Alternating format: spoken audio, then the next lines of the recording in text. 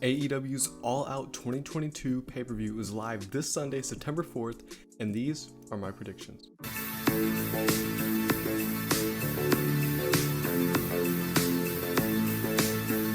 In my opinion, All Out is AEW's biggest show of the year, their WrestleMania, you could say.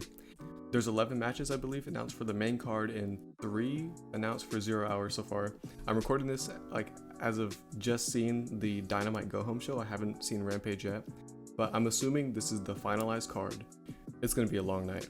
Starting off with our first match, we have the Lionheart, Chris Jericho, taking on the American Dragon, Bryan Danielson, fighting over Daniel Garcia's heart. Honestly, I feel like I'm in the majority when I say that I want to see Daniel Garcia leave the JAS, but I am curious to see if that actually means that he'll be joining the Blackpool Combat Club, because I could totally see him just doing like a solo thing for a little bit, and I wouldn't be against it. I'm gonna say I feel like Danielson needs this win here. Jericho, he's so far in his career, he doesn't have to win anymore to be credible, and honestly I don't necessarily buy him winning, especially against Bryan Danielson, who people consider to be like one of the best, and he's definitely like at the top of his game right now. So I'm gonna go for Danielson on this one. Next we have Swerve in Our Glory versus the Acclaim for the AEW Tag Team Championships.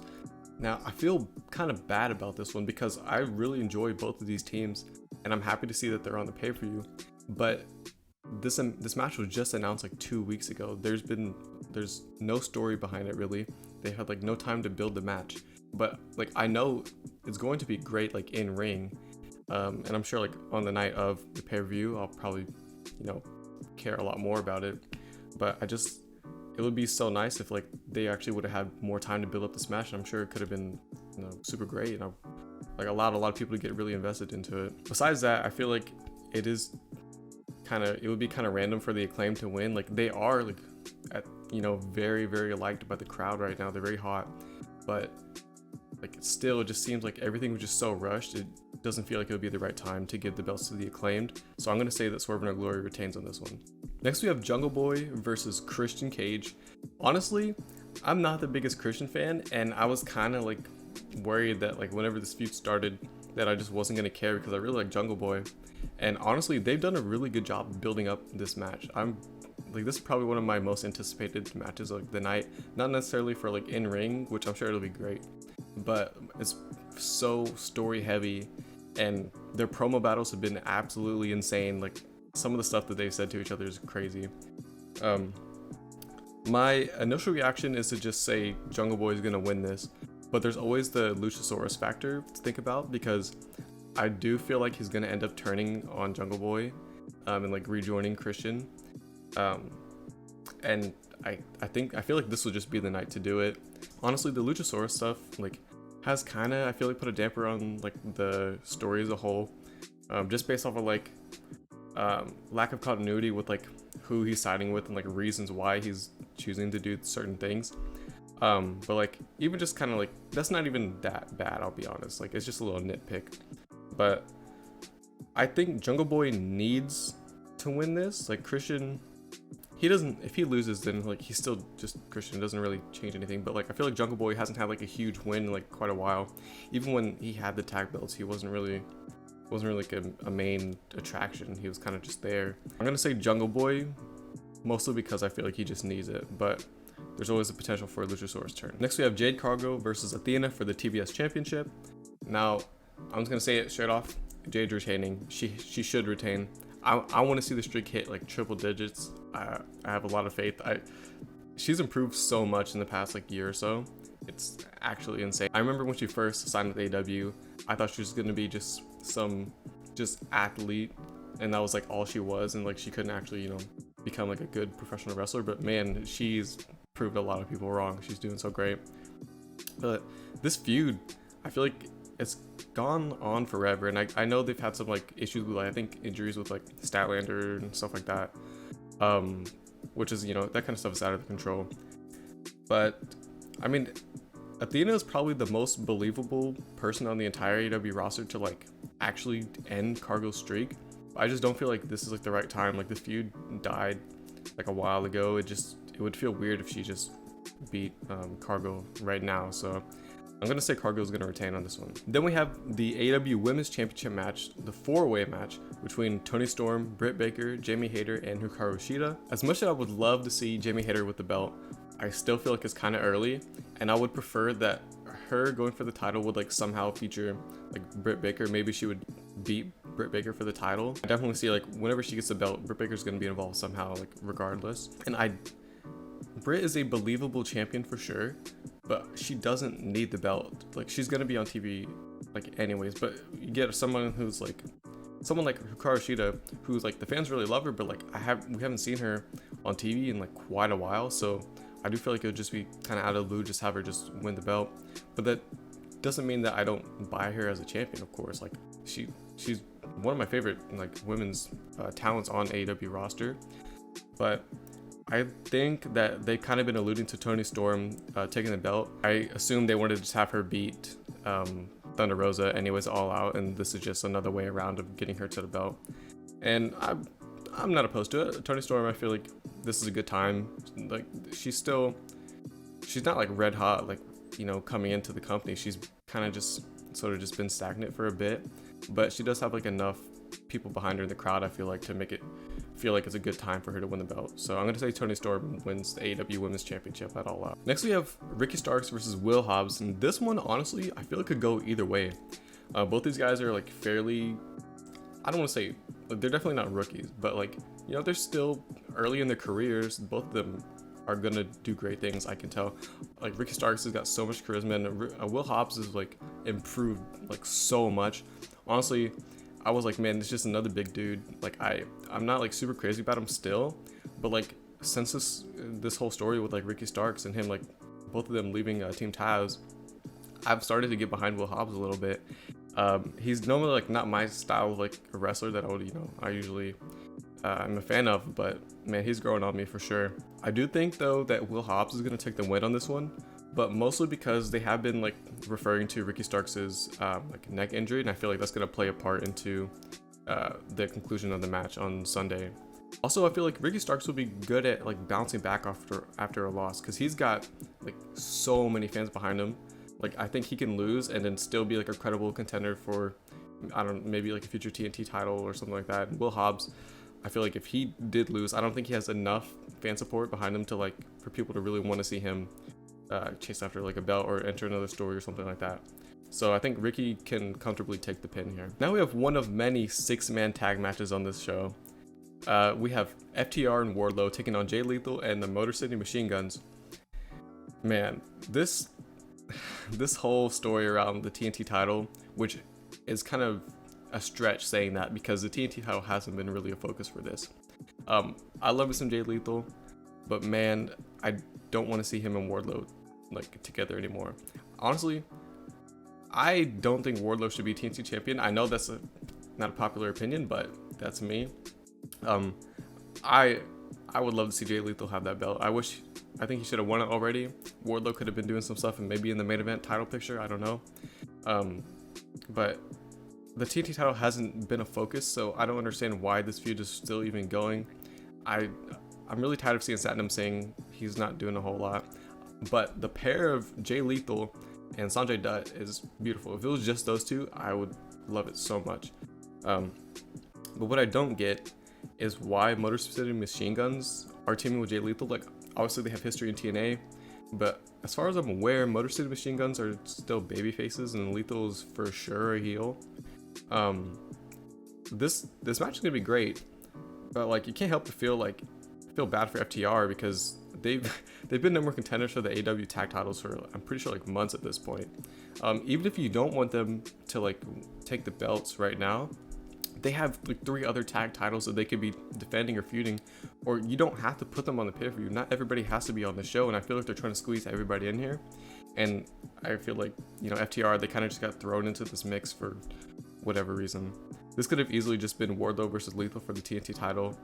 I'm sure people wouldn't have enjoyed it too much, but at least it could have been a good conclusion for this story and just let them all go separate ways. I'm sure it's going to be a great match. I enjoy all these competitors. I mean, Wardlow slightly, I guess. But I'm going to say that FTR and Wardlow take the win. Then we have the Casino Ladder match, which I'm very excited for. This might be my most anticipated match of the night. Pretty much all my favorite wrestlers are in this match.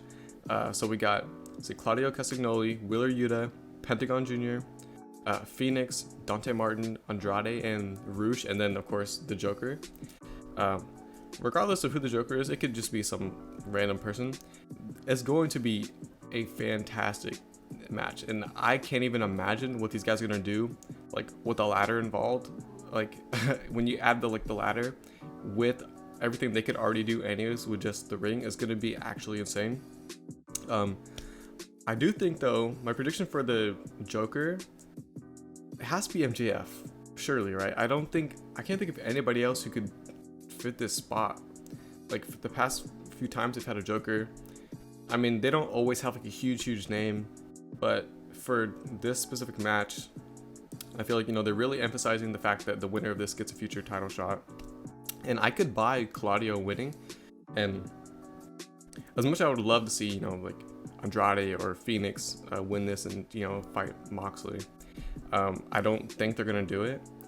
And the only one I could see actually being able to challenge for the AEW title would be Claudio. But regardless, I'm pretty sure the Joker will be MJF, and I think he'll win the belt. And he's the perfect person to slide right into the whole Moxley and Punk story. He could, you know, he would be a great guy to have like as the next like competitor for the AEW title. So my pick for the Casino ladder match will be the Joker MJF. Second 6-man tag match of the night, which I believe was just announced last night on Dynamite, as Sting, Darby Allin, and Miro taking on the House of Black, which is Buddy Matthews, Malachi Black, and Brody King. I'm sure this is going to be a pretty good match, but like, man, there's no reason this needs to be on the show. At the very least, there's no reason it should be on the main card. This could easily have fit in to 0 Hour, or it could have made evented like Dynamite or Rampage or something. I wish House of Black would be able to do more. I know that the trios tournament was focused on, you know, Elite, Dark Order, but I would have loved to see them like maybe make it to the finals or something. That would have been, I feel like they deserve so much better. They haven't really had a chance to do too much. I am anticipating the Miro versus Malachi Black match though. I'm sure that'll be great. Otherwise, I'm not really super invested in this match, honestly. So I'm gonna say Sting, Darby, and Miro are gonna win this, but I don't want them to. I want House of Black. They need like a good solid win. Then we have the finals to crown the first ever AEW Trios Tag Team Champions. As of right now, only one team is qualified, which is the Elite. And I haven't seen Rampage, but I'm going to assume that the Dark Order is going to win, seeing as the whole story has been like, you know, is Hangman going to join the Dark Order and help them? And what's going to happen when he has to fight his old friends, slash kind of still friends, the Elite? But the returning Kenny Omega like also like really intensifies the whole story. One thing I am curious about is, so I'm pretty sure that the Elite are like, they're gonna take the belts, but I wonder if Hangman is gonna actually join the Elite afterwards, because I mean, it'd be super easy to just, you know, have the Elite win the belts and then they just go back separate ways again. But I feel like Hangman, the Dark Order stuff, yeah, it's been, you know, that small little detail in the background of everything that's like kept the story going. But I want to see Hangman do more. I want to see him on my TV more. I really enjoy him as a wrestler, and I feel like he doesn't have to be a heel or anything, but he could just, even if he's like more, like he could just be more associated with the Elite than he already is, just so we can see him more. Maybe he can have like more stories built off of his relationship with the Elite, and I think that would be really interesting. Regardless, I feel like there's no way the Dark Order are gonna win this trios tournament. It doesn't feel right. I feel like this whole tournament is pretty much to just build this whole story, not necessarily like focus on the actual titles themselves. We have the main event for the AEW World Championship, Jon Moxley and CM Punk. I'll be honest, these guys, they're not really my guys. I've never been the biggest Moxley fan, the biggest Punk fan, but I acknowledge how important these two are to pretty much all the rest of the AEW fan base. People love both of them, honestly. Even though, like, obviously the locations of Dynamite the last couple of weeks have really played a factor in who's getting cheered more. Like, obviously Moxley's gonna get cheered more in Cleveland, and then Punk's gonna get cheered way more in Chicago. And I think they're gonna play into like the crowd reactions for the conclusion of this match. I think Moxley needs to win this, and I'm saying this because if Punk wins, then what was the point of the squash match on Dynamite last week? Because if the whole point is that Punk isn't ready, how can he just magically just be able to beat Moxley like after like a week and a half? I don't believe that. Like, I don't believe that it makes that much like enough sense. But I wouldn't put it past AEW to give Punk that big win in Chicago for the belt. I also don't like the idea of the world title being kind of tossed back and forth. I feel like the world title should be a longer, more like story-driven like title reigns than just, you know, like every other week is just getting dropped, like as if like they used to do with the TNT title for a bit. Yeah, I'm sure this will be an okay match. I'm never really super excited with these two like in ring. It's those two for me. My interest in Punk and Moxley are their characters and not necessarily in-ring abilities, and I'm sure a lot of people could probably agree with that. I'm hoping that Moxley will win and they'll tie in with CM Punk's previous injury. Maybe he'll think he's doing all right. You think that he's healed up enough just to win the belt, but maybe towards the end of the match, like that, maybe his foot gives out again or something, and it's just enough for Moxley to be able to take control and keep the belt. One interesting thing I want to point out, so I did mention that I feel like the crowd reaction is going to play into this. So I think that what they're trying to do is recreating CM Punk's run in Ring of Honor, where he was this huge baby face, and then at the least expected moment, he turns like on everybody and reveals that he was just this snake this whole time. And I think that this is the same story that they're trying to tell here, that ever since he's been in AEW, the fans are just totally just blind to the old CM Punk, and they're just happy to see him again. So he's this huge big baby face, and all the AEW faces, Man and Darby and all of them, they're all taking on CM Punk, and nobody cares anymore. They just want to see Punk win. It doesn't matter who he's beating. And so even like with the feud with Hangman was saying in the promos that he was defending AEW from CM Punk because he knows who he truly is. And I think having this match in Chicago with Moxley beating Punk, the fans are going to turn on Moxley like crazy. They're gonna hate him, and that hate is going to start to spread throughout just the rest of the fan base.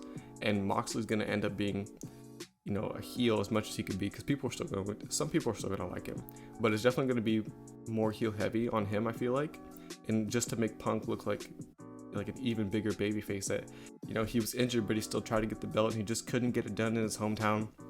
And that's going to make it even more sweet when he eventually down the line wins the AEW title again and reveals that he's been bad this whole time. Which I'm excited. I would be really excited to see that. This is a really stacked card. It's going to be a long night, but I feel like at the end it's going to be worth it. AEW, they always come through with the pay-per-views. You think it's going to take forever. You think you're going to be exhausted. But somehow, like the orders of the matches, the conclusions of all of them, they always come through. It's always a great show, and I'm very excited for All Out 2020. So that's gonna be all for my All Out predictions. If you want to support the channel, subscribe, leave a like, and even comment down below on your predictions for All Out 2022. And I guess you can compare your predictions to mine. My track record, whenever I personally do predictions, is never very good, but I figured I'll give it a shot this time and see how well I do. So all for today, guys. See ya.